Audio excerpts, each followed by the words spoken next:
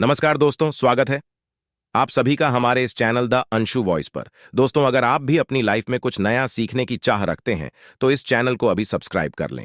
हे दुर्गा माता, आपसे हाथ जोड़कर निवेदन है कि आपके इस वीडियो को जो भी लाइक और चैनल को सब्सक्राइब करे उसके जीवन में कभी दुख दर्द मत आने देना। दोस्तों, हमारे हिंदू धर्म में देवी माता रानी के अनेक स्वरूप कहे गए हैं, जिसमें वृक्षों को भीमा देवी के स्वरूप कहा जाता है। तो आज मैं आप लोगों को ऐसे वृक्षों के बारे में बताऊंगा जिनको नवरात्रि में छूना बेहद शुभकारी बताया गया है। नवरात्रि में इनको छूने से शत्रु दोष, कर्ज दोष, गरीबी दोष सब समाप्त होते। नवरात्रि के पावन पर्व चल रहे हैं। नवरात्रि के पावन पर्व में कुछ ऐसे वृक्ष है जो कि देव वृक्ष कहे गए, देवी वृक्ष कहे गए हैं। ये देवी के स्वरूप होते हैं, माता काली के स्वरूप होते हैं, और हमारे धर्म में पेड़ पौधे को देवी देवता मान करके हम इनकी पूजा करते हैं, और हमें पूजा भी जरूर करनी चाहिए। साइंस भी कहता है पेड़ पौधे मनुष्यों को फ्री में प्राण वायु प्रदान करते हैं, और पेड़ पौधे हमें ऑक्सीजन देते हैं, और हमारे जो कार्बन डाइऑक्साइड होता है उसे ग्रहण करके सभी प्रकार के जितने भी नकारात्मक चीज होते हैं उसे अपने अंदर में स्वयं सोख लेता है और हमें ताज प्रदान करते हैं। तो पेड़ पौधे स्वयं तेज धूप में तपता है, लेकिन मनुष्य को शीतल छाया प्रदान करता है। तो नवरात्रि के समय में कुछ ऐसे पेड़ पौधे हमारे धर्मशास्त्र में कहे गए हैं जिनको छूने मात्र से व्यक्ति के बंद किस्मत के ताले खुल जाते हैं, व्यक्ति का सौभाग्य चमक जाता है। हमारे शास्त्रों में पेड़ पौधों को बहुत ही गुणकारी कहा जाता है, क्योंकि इनमें साक्षात देवता होते हैं। अनेक बीमारी का उपचार पेड़ पौधों में ही छुपा है, जड़ी बूटी में ही छुपा है। और भगवान श्री कृष्ण ने गीता में स्वयं कहा है कि वृक्षों में मैं पीपल का वृक्ष हूं। पीपल के वृक्ष को वृक्षों का राजा कहा जाता है। इसीलिए कृष्ण भगवान ने कहा पत्ता पत्ता मैं ही हूं, क्योंकि पीपल वृक्ष की जो आयु होती है सबसे ज्यादा होती है, सबसे अत्यधिक होती है। पीपल वृक्ष सर्वशक्तिमान होता है, पूजा पाठ में अत्यधिक इसका महत्व होता है। दोस्तों, इसीलिए भगवान श्री कृष्ण ने गीता में स्वयं कहा है कि मैं वृक्षों में पीपल का वृक्ष हूं। तो चलिए आज मैं आप लोगों को नवरात्रि के समय में छुए जाने वाले वृक्ष के बारे में बताऊंगा। तो जय माता दी अवश्य लिख दीजिए कमेंट में। दोस्तों, हमारे धर्म शास्त्र में अनेक ऐसे वृक्ष हैं जो कल्याणकारी होते हैं, मंगलकारी होते हैं। अगर इस वृक्ष को छू लेते हैं तो आपकी सभी प्रकार की परेशानी है, सभी प्रकार के कष्ट है, यह सब समाप्त हो जाते हैं। खास करके नवरात्रि के समय में इसका असर कई लाख गुना होता है। नवरात्रि के समय को शक्ति का पर्व कहा जाता है। शक्ति पर्व क्यों कहा जाता है? क्योंकि इस समय अचेत जो वस्तु होती है वो भी चेतना युक्त हो जाती है, अर्थात इस समय जो शक्ति हमारे धरती लोक में आ जाती है। नौ दुर्गा को क्या बोल सकते हैं? हम शक्ति बोल सकते हैं। तो माता रानी इस धरा पर आती है, इस पृथ्वी लोक पर आती है, तो जीतने भी पेड़ पौधे हैं, जीव जंतु है, चल अचल सभी प्रकार के जो वस्तु है ये सब में प्राणा जाते हैं, न सब में शक्ति निहित हो जाती है, जागृत हो जाती है। तो इस समय कोई भी पेड़ पौधे को जा करके छू दें, खास करके देवी स्वरूप कहे गए जो पेड़ पौधे होते हैं, जा करके आप इसे छू करके आते हैं तो आपके जीवन की परेशानी है, दुख है, तकलीफ है, कष्ट है, रोग है, बीमारी है, कलह है, जीवन में चल रही बहुत बड़ी समस्या है, सब समस्या समाप्त हो जाती है। काल सर्प दोष, मंगल दोष, शनि दोष, राहु दोष तत्काल अपना असर दिखाती है और सब दोष खत्म हो जाते हैं। दोस्तों, आज मैं आप लोगों को 3 पौधों के बारे में बताऊंगा, और ये तीनों पौधे देव वृक्ष कहे जाते हैं। वीडियो को ध्यान से देखना। अगर आज की वीडियो मिस कर दी तो फिर सारी जिंदगी आपको पछताना पड़ेगा, क्योंकि नवरात्रि ही एक ऐसा पर्व होता है, एक ऐसा समय होता है, केवल 9 दिनों के भीतर। मैं आपको लंबी पूजा पाठ करने की जरूरत नहीं। पति केवल 9 दिनों के भीतर में ही आप अपनी समस्या को, आप अपनी गरीबी को स्वयं अपनी आंखों से समाप्त होते हुए देख सकते हैं।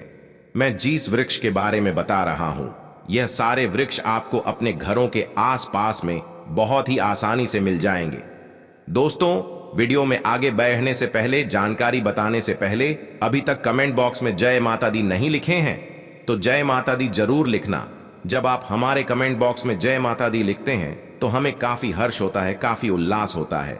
आप हमारी वीडियो को लाइक करते हैं तो हमारा मनोबल बढ़ता है और आप सभी लोगों के लिए इस प्रकार ज्ञान भरी जो अच्छी अच्छी जानकारी होती है आप सभी लोगों के लिए ले करके आते हैं। तो अगर आप इस प्रकार की जानकारी में इंटरेस्ट रखते हैं तो द अंशु वॉइस चैनल को अगर सपोर्ट करना चाहते हैं तो आप हमारे चैनल को सब्सक्राइब कर हमारा सपोर्ट जरूर करें। दोस्तों, मेरे जो उपाय होते हैं आप लोगों को मैं सरल से सरल आसान उपाय बताता हूं, जो भी हमारे गुरुदेव ने हमें सिखाया है। जो उपाय बहुत ही सरल होते हैं, बहुत ही आसान होते हैं और यह राम बाण की तरह काम करते हैं। जिस प्रकार प्रभु राम के जो बाण होते हैं छुंग होते हैं, उसी प्रकार मेरे वीडियो में बताए गए जो उपाय होते हैं अचूक होते हैं, कभी भी प्रभावहीन नहीं होते हैं। तो वीडियो को ध्यान से देखना। कौन से ऐसे 3 वृक्ष हैं जिसे हमें छू करके नवरात्रि के समय में जरूर आना चाहिए। एक खास बात सभी दर्शकों को बताना चाहूंगा, नवरात्रि के समय में जितना ज्यादा हो सके देव वृक्ष की पूजा जरूर करना। दोस्तों, देव वृक्ष में कई प्रकार के वृक्ष होते हैं। चलिए मैं आप लोगों को बताना चाहूंगा कौन से वृक्ष को छूने से हमारी गरीबी मिटती है। पहला जो वृक्ष है बेल का वृक्ष, जो बेल का वृक्ष है, यह वृक्ष माता पार्वती के पसीने से उत्पन्न हुआ है। स्कंद पुराण के अनुसार जो माता पार्वती हैं यह देवी स्वरूप कही गई हैं, अर्थात ये नव दुर्गा के स्वरूप कही गई है। तो स्कंद पुराण की कथा में कहा गया है जो बेल का वृक्ष है माता पार्वती के पसीने से उत्पन्न हुआ है। इसकी डाली में पार्वती, जड़ में ब्रह्म, तने में विष्णु एवं समस्त जो हिस्से हैं उसमें भगवान शंकर जी बसते हैं। संध्या काल में शिव मंदिर के समीप या नौ दुर्गा मंदिर के समीप जो बेल के वृक्ष हैं, इसके नीचे में घी का दीपक जलाने से व्यक्ति धनवान, गुणवान एवं पराक्रमी बनता है। व्यक्ति के सभी प्रकार के मनोरथ की पूर्ति होती है। हमारे धर्मशास्त्र यह भी कहते हैं नवरात्रि के समय में अगर कोई भी व्यक्ति, जी हां, नवरात्रि के समय में अगर कोई भी व्यक्ति बेल के वृक्ष को माता नौ दुर्गा का ध्यान करते हुए 7 बार छू करके आ जाते हैं तो ऐसे व्यक्ति की तत्काल अगर उपवास व्रत रखा है, ध्यान से सुनिएगा, जो लोग उपवास व्रत रखे हैं ऐसे व्यक्ति की थकान, सुस्ती तत्काल चली जाती है। ध्यान से सुनिए, जो व्यक्ति उपवास रखे हैं, व्रत रखे हैं, ऐसे व्यक्ति को नवरात्रि के समय में जितना ज्यादा हो सके संध्या काल में बेल के वृक्ष को जरूर छूना चाहिए। केवल आप ज्यादा नहीं छू सकते तो 7 बार छू करके जरूर आ जाना और बेल वृक्ष के नीचे में घी का दीपक जरूर जला देना। दोस्तों, घी का दीपक जलाते हैं तो इसके क्या फायदे मिलते हैं ये भी इस वीडियो में बताऊंगा। मैं सारी जानकारी इस वीडियो में विस्तार से बता रहा हूं, इसलिए आज की वीडियो थोड़ी बड़ी बन सकती है। हो सकता है 15 मिनट की वीडियो बन जाए, लेकिन अपना पूरा समय जरूर देना, क्योंकि जब हम उपवास व्रत रखते हैं तो हमारे शरीर में काफी थकान आ जाती है, हमारे शरीर में ऊर्जा की कमी होने लगती है। हालांकि हमें अध्यात्म ऊर्जा प्राप्त होती है, लेकिन हमारे शरीर में ऊर्जा की कमी होने लगती है। भोजन न करने के कारण हमारे शरीर में ऊर्जा की कमी होती है और इस ऊर्जा को बरकरार रखने के लिए, इस ऊर्जा को प्राप्त करने के लिए हमें बेल वृक्ष को छूना चाहिए। दोस्तों, अनेक संत महात्माओं ने बेल वृक्ष के पत्ते को खाकर के तपस्या की है एवं कई प्रकार की सिद्धियां हासिल की हैं। धर्मशास्त्र कहते हैं अगर नवरात्रि के समय में बेल के पत्ते खाए जाएं तो जो व्यक्ति लंबे समय से जो मंत्र के जाप कर रहे हैं, सिद्धि प्राप्त नहीं हो पा रही है, फिर कुछ आप ऐसी सिद्धि को प्राप्त कर सकते हैं जो सिद्धि आपको काफी लंबे समय से प्राप्त बेल के पत्ते खाने से वह सिद्धि जल्दी प्राप्त होती है। इसके नीचे घी का दीपक जलाने से हमें सिद्धि की प्राप्ति होती है। सिद्धि का मतलब होता है कार्य में सफलता। तो जो लंबे समय से आपके कार्य नहीं हो पा रहे हैं, उस कार्य में नवरात्रि के समय में जितने भी दिन हो सके आप जो है, जब भी आपको समय मिले तो शाम के समय में घी का दीपक जरूर जला देना।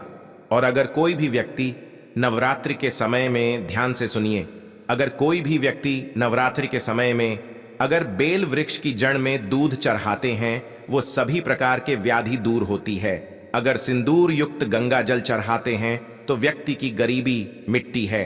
अगर तेल चढ़ाते हैं बेल वृक्ष के जड़ में तो सौभाग्य की प्राप्ति होती है। और अगर बेल के तीनों पत्तों में, दोस्तों ध्यान से सुनिए, त्रिदेवी कही गई है, जैसे कि महाकाली, महालक्ष्मी, महासरस्वती।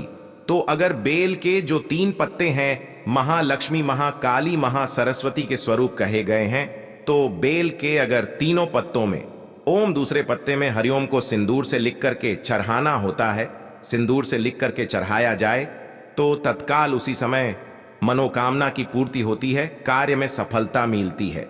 कोई लंबे समय से आपकी मनोकामना हो, आप चाहते हैं वह मनोकामना पूर्ण हो जाए, तो यह उपाय अवश्य करिएगा दोस्तों। इसकी जड़ में ध्यान से सुनिए।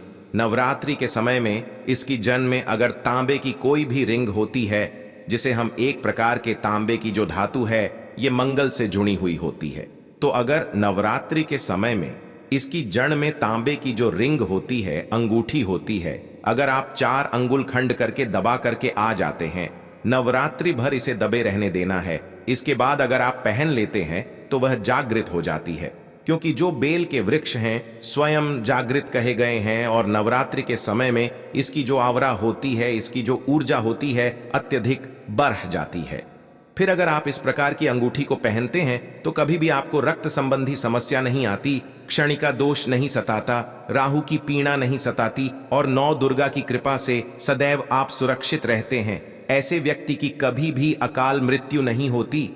दोस्तों, मैं दूसरे पौधे के बारे में जो बता रहा हूं वह पौधा भी जान लीजिए। मैं जो दूसरे पौधे के बारे में बता रहा हूं यह शमी का वृक्ष है। शमी के वृक्ष को जगदम्बा के स्वरूप कहा गया है। जो शमी के वृक्ष हैं यह स्वयं जगदम्बा के स्वरूप है। इस पर स्वयं मां जगदम्बा स्वयं साक्षात विराजमान रहती है, और कोई भी व्यक्ति अगर संध्या काल में नवरात्रि के समय में इसके नीचे में धूप दीप जलाता है, धुआं दिखाता है, तो उनकी सभी प्रकार की परेशानी दूर होती है। धर्मशास्त्र कहते हैं अगर कोई भी व्यक्ति नवरात्रि के पूरे समय में हो सके, अगर आप एक दिन भी करना चाहते हैं तो आप ये उपाय एक दिन भी कर सकते हैं, पंचमी या सप्तमी के दिन कर सकते हैं। तो हमारे धर्मशास्त्र में कहा गया है अगर नवरात्रि के समय में लाल चूनी अगर कोई भी व्यक्ति मनोकामना बोलते हुए शमी के वृक्ष में बांधे तो वह मनोकामना की पूर्ति होती है। लाल चूनी अगर कोई भी महिला जाकर के बांधती हैं तो उन्हें सौभाग्य की प्राप्ति होती है, उसके पति की कभी भी अकाल मृत्यु नहीं होती। इसकी जड़ में सिंदूर डालने से व्यक्ति को आरोग्य की प्राप्ति होती है। जो लोग लंबे समय से बीमार पड़े हैं, ऐसे व्यक्ति के जो घर में रहने वाले सदस्य हैं, तो वह लोग जो बीमार पड़े हैं उनके शरीर से 7 बार सिंदूर को उतारा करके शमी की जड़ में डाल सकते हैं, तो उनके रोग जल्दी ठीक हो जाएंगे। जो लोग लंबे समय से बीमार पड़े हैं या फिर आप बीमारी से बचना चाहते हैं, निरोग रहना चाहते हैं, तो इसकी जड़ में सिंदूर जरूर डाल देना। मनोकामना पूर्ति करने के लिए मैं एक मंत्र बता रहा हूं। इस मंत्र को बोलते हुए शमी के वृक्ष को छूना है। इस मंत्र को बोलते हुए शमी के वृक्ष को छूना है। आप तत्काल नवरात्र के समय में इसका रिजल्ट देखना। जैसे ही नवरात्र समाप्त होगा, आपकी जो मनोकामना है उसकी पूर्ति हो जाएगी। आपकी जो दरिद्रता है वह दरिद्रता समाप्त हो जाएगी। तो मंत्र कौन सा है? तो आपको बोलना है मम्मन और थे पूरे मम दरिद्र नाश। ये मंत्र आपको बोलना है। ये मंत्र बोलते शमी के वृक्ष को छूना है।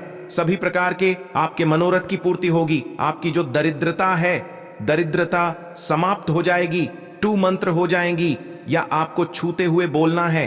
आप चाहते हो तो नवरात्रि के समय में मौली धागे भी शमी के वृक्ष पर बांध सकते हो। अधिकतर लोग मौली धागे बांधते हैं। मौली धागे बांधने से माता रानी आपसे बन जाती है। दोस्तों, कहने का मतलब है कि माता रानी आजीवन आपका साथ देती है, आपके हर कदम में मार्गदर्शन करती है। इसकी जड़ की मिट्टी ला करके ध्यान से सुनिए। नवरात्रि के समय में अगर आप जो है 9 दुर्गा के उपवास नहीं कर पा रहे हैं, व्रत नहीं कर पा रहे हैं किसी कारणवश, तो केवल इसकी जड़ की मिट्टी ला करके नवरात्रि के समय में स्नान करने से व्यक्ति का भाग्य उदय हो जाता है, व्यक्ति का भाग्य चमक जाता है, व्यक्ति की जो फूटी किस्मत होती है वह भी चमक जाती है।